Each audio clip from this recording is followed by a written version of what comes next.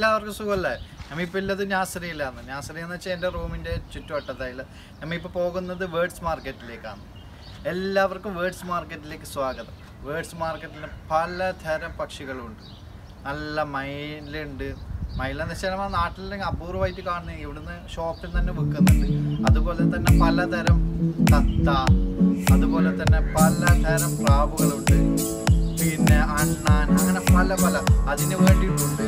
വെച്ചാൽ അതിൻ്റെ കൂട് നല്ല സൂപ്പർ കൂടുകളുണ്ട്. നമുക്ക് എല്ലാവർക്കും അവിടത്തേക്ക് പോകാം.